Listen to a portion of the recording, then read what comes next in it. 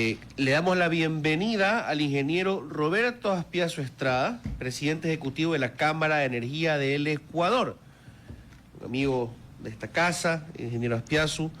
Con él vamos a conversar sobre su columna publicada en Diario El Universo, Sueños y Realidades. Bienvenido, estimado Roberto, a la mañana en RTP. César Emilio, un gusto verte a ti en compañía de otros colegas jóvenes periodistas que acompañan el panel. Muchas gracias, estimado Roberto. Antes de entrar de lleno en esto, hemos estado con la temática constituyente en las últimas semanas en el radio, creo que con un montón de medios del país. Y siempre me gusta aprovechar cuando viene un experto, un gran conocedor de un tema o de un área, para que nos diga qué quisiera ver o qué considera urgente por una constituyente, por una reforma parcial, en el caso de que aplique por una enmienda, o si no considera que nada sea urgente en ese ámbito, ¿qué ley, qué cambio necesitamos este año? En este caso sería la materia del sector energético. Empezar diciendo que yo participo del criterio de que estando el país en una suerte de estrés electoral después de sucesivas elecciones en un corto periodo de tiempo, creo que no es momento para pensar en una nueva elección, asamblea constituyente. Esto tendrá que manejarse en la medida de lo posible a través de la Asamblea Nacional, reformas acotadas, parciales. Creo que se puede avanzar en esa dirección por ahora. La Constitución de Montecristi ha demostrado que está obsoleta. Hay instituciones como el Consejo Nacional de la Judicatura, el Consejo de Participación Social, en fin, el control social, que se suponía que iba a ser un órgano de participación ciudadana para fiscalizar, para nombrar autoridades, y que finalmente se ha demostrado como un mamotreto del poder y que no hace sentido sustraer esa potestad que históricamente estaba a nivel del Congreso, de la Asamblea Nacional, para terceros que finalmente responden a esos mismos intereses. Eso significa una pérdida de tiempo, es un ropaje propio de fariseos, no ha servido absolutamente para nada. Entonces creo que, por ejemplo, esas instituciones tienen que desaparecer porque a lo largo de los años han demostrado que no han hecho un verdadero aporte, han sido, como digo, instrumentos del poder de turno y de múltiples manipulaciones, casos de corrupción. Eso sencillamente por citar uno. Creo que también un tema fundamental a abordar en la reforma constitucional es eso relacionado a que cualquier juez puede convertirse en juez constitucional y a cuenta de garantizar derechos consagrados en la Carta Política, disponer que habiendo sido apresados infraganti se declare una inconformidad de procedimiento para darles discrecionalmente la libertad, lo cual sabemos perfectamente bien ha sido un caso generalizado de corrupción a nivel del poder jurisdiccional, inclusive con vínculos con las mafias del narcotráfico. Así que creo que al tenor de esa experiencia tenemos ya una guía para saber exactamente por dónde tenemos que caminar en el futuro inmediato. De acuerdo con usted, estimado Roberto, en un punto que usted menciona, el tema de los jueces que se vuelven jueces constitucionales, ¿no? Que pueden venir en primera instancia de cualquier caso. Ya eso está en un proceso de cambio, corrígame, doctor Casanelo, si me equivoco, por la votación que hubo en el referendo del año pasado, se autorizó la creación de judicaturas provinciales, así que con esas judicaturas especializadas a lo mejor veamos un desarrollo positivo. Entrando al tema de su columna, usted en el último párrafo queda tocando algunas cosas del discurso presidencial. Dice, visto de lejos, el principal desafío del nuevo Ecuador es impulsar simultáneamente la serie de proyectos del área que solo en petróleo asciende a 42 billones, con la particularidad de que llevan 10 años esperando, incluidos los de potenciar la capacidad de refinación. Y justo poco después del discurso presidencial revienta la refinería de Esmeraldas. ¿Cuáles son los principales obstáculos aquí? ¿Es un tema legal? ¿Es un tema de las personas que conforman la burocracia de Petroecuador? ¿Es un tema de los proveedores? ¿Es un tema tecnológico? ¿Qué nos tiene detenidos en la producción petrolera y de gas en el país? Yo pienso que el principal problema es la falta de fortaleza de gestión institucional en el sector público, la falta de continuidad de gestión de las autoridades. Por citar un referente, tenemos 16 contratos pendientes de renovación, 10 el Ministerio de Energía y Minas, 6 Petroecuador, pero estos contratos están en compás de espera desde hace un año a la fecha y no se justifica tanto tiempo para efectos de una mera renovación en donde en suma están comprometidas inversiones por 1.300 millones de dólares que podrían contribuir a esta necesidad que tiene el país de incrementar la producción que ha venido decayendo, al menos en una primera fase, a los 500.000 barriles por día que manteníamos hasta hace 2 años a la fecha. De otra parte están todos estos megaproyectos que datan también, como lo señalo, de una década a la fecha, en donde destaca desde luego, y entre otros, la refinería de alta conversión de Esmeraldas, porque el problema que tiene esa refinería es que está obsoleta, produce casi el 50% de residuo en el proceso de refinación, es decir, 50-55% de derivados, el resto, eso es residuo que tiene que mezclarse con diésel para producir fuel oil, para efectos de su venta para consumo industrial. Entonces, pero por ejemplo, en ese caso, el proceso de la refinería de Esmeraldas, el tren de alta conversión, inició en el año 2020, por lo menos en su última fase, porque el proyecto como tal viene dando las vueltas desde hace 10 años al menos, como citaba. Pero resulta de que en 2021, como ya había transición política, el proceso queda en modo de espera. Después se reanuda durante el gobierno de Guillermo Lasso, pero con la muerte cruzada, cuando justamente iba a coincidir con el cronograma de adjudicación, cambia el presidente, entonces no se produjo dicha adjudicación, quedó pendiente para el siguiente gobierno del actual presidente Daniel Noboa, que finalmente decidió en agosto de 2024 tirar abajo el proceso, que desde luego tenía el problema relacionado a que había un solo oferente.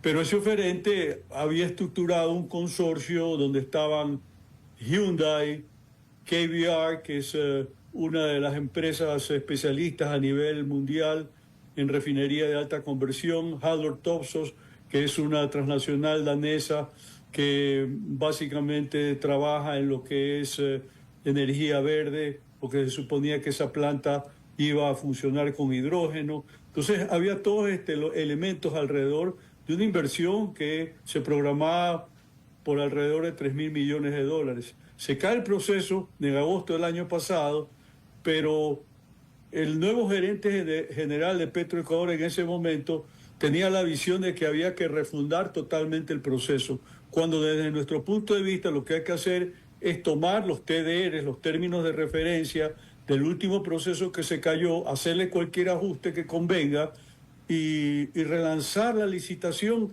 para ver qué interesados podría abrir.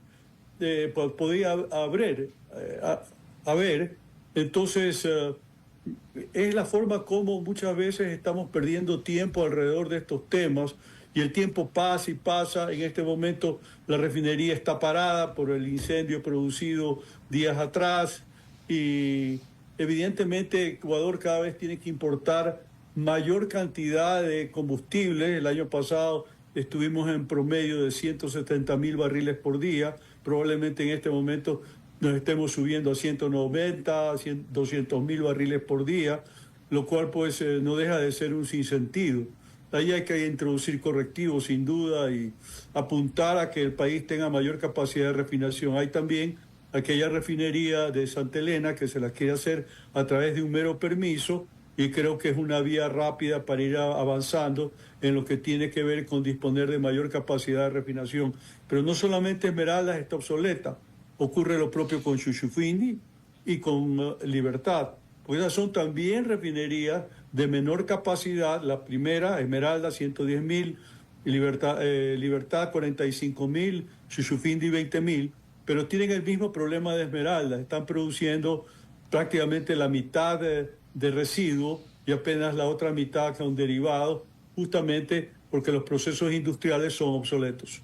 Ingeniero, a propósito de este último tema que trata, y escuchando no solo el discurso del presidente en la posesión, sino también una entrevista que daba a un medio de comunicación digital un día antes, el enfoque es claro en cuanto a reestructurar Petroecuador, y fue muy enfático el presidente en su momento en señalar la necesidad de una auditoría, de la generación de un balance para la petrolera nacional y principalmente para estructurar a partir de ahí planes de financiamiento a nivel internacional con emisión de bonos, ¿sí? También a nivel local, y poder así generar, digámoslo así, los espacios para mejorar el proceso de extracción, los procesos de adjudicación y eventualmente los procesos de refinación.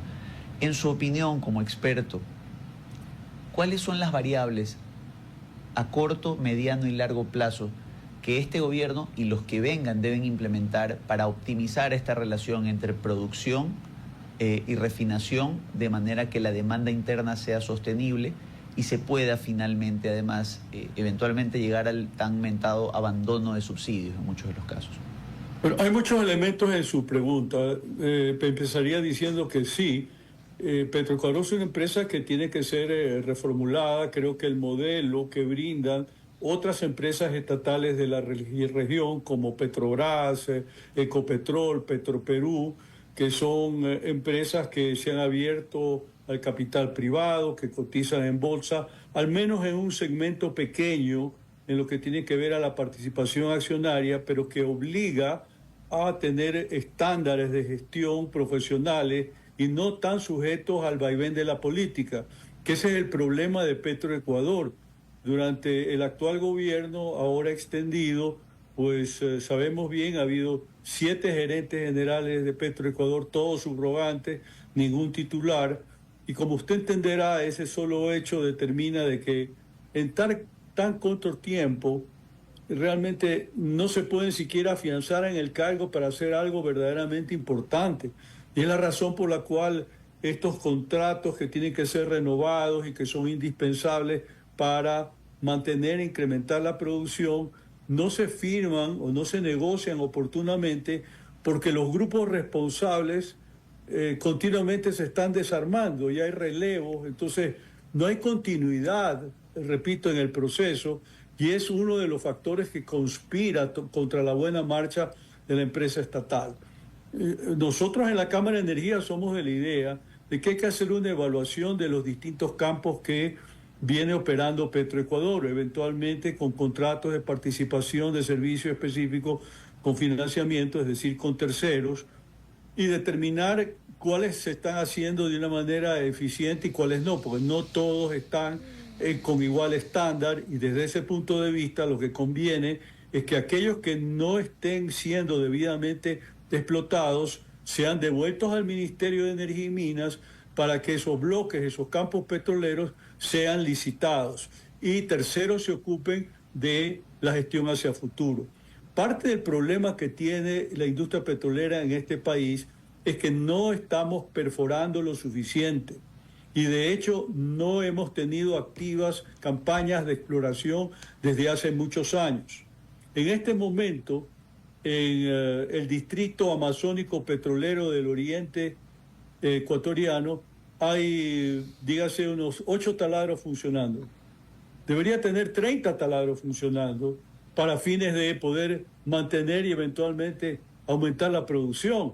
Pero siempre hay retardos en lo que tiene que ver con la contratación de estos taladros, y a nivel internacional, como hay demanda, entonces frecuentemente esos taladros que por un momento estuvieron aquí en el Ecuador son reexportados y van a otros destinos donde hay una demanda de carácter inmediato, y no esto que estamos sujetos al vaivén de la política y del cambio de autoridades para tomar la decisión que corresponde. Ingeniero. Yo creo que es muy importante una de las cuestiones que dijo el presidente Noboa en su intervención, que es que hay que apuntar a tener una campaña de exploración. Hace muchos años que no lo hacemos. Las previsiones indican de que, por ejemplo, tenemos que comenzar a perforar más profundo para descubrir nuevas reservas y potenciar la capacidad de recuperación que pensamos existe en el distrito petrolero amazónico ecuatoriano. Así que toca trabajar en esa dirección. Ingeniero, 9 de la mañana con 31 minutos, nos quedó muy corto el tiempo, quedó pendiente el tema energético, sobre todo una exhortación que usted hizo tiempo atrás en el cual pues instó o exhortó a reformar el sistema energético en el Nuevo Ecuador, o sea, en el periodo del presidente Daniel Noboa, pero esperamos tenerlo en una próxima ocasión para hablar de este tema y otros. Gracias por habernos acompañado. Gracias, un gusto estar con ustedes. Buenos días. Muy buenos días. Buenos días.